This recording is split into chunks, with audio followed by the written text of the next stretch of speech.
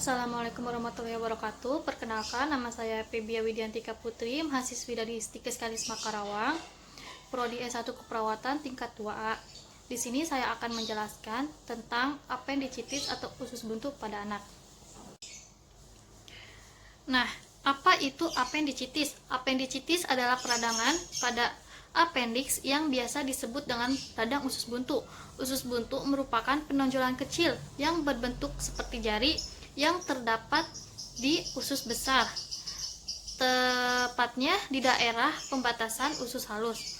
Appendicitis adalah suatu peradangan pada appendix yang berbentuk cacing. Penyakit appendix sering dijumpai pada anak yang berusia 6-10 tahun.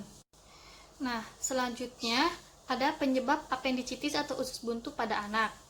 Yang pertama itu adanya benda asing seperti biji-bijian. Misalkan si anak memakan cabai dengan bersama bijinya, atau bisa juga si anak memakan jambu kluthuk bersama dengan bijinya.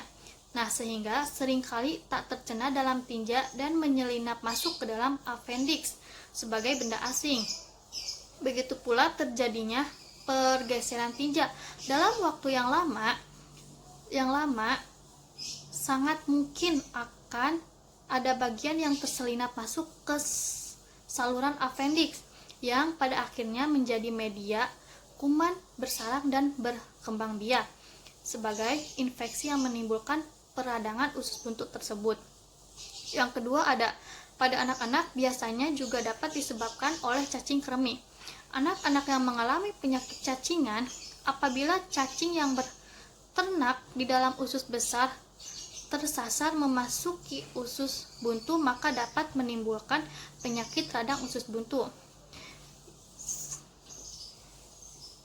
Yang ketiga ada hambatan pada pintu rongga usus buntu, yaitu misalkan ada hambatan ini disebabkan oleh tinja yang keras, lendir atau cairan usus sehingga pembekakan kelenjar getah bening atau infeksi parasit di usus. Yang keempat itu ada penebalan atau pembengkakan jaringan dinding usus buntu karena infeksi di saluran pencernaan atau di bagian tubuh lainnya.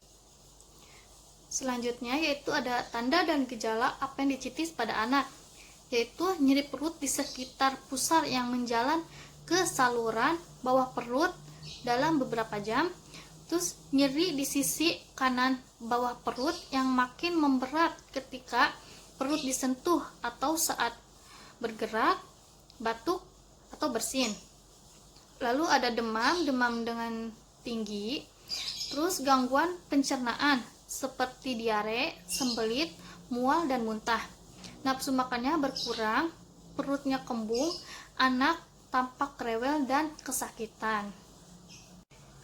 Nah, selanjutnya bagaimana cara pencegahan pada anak yang mengalami appendicitis?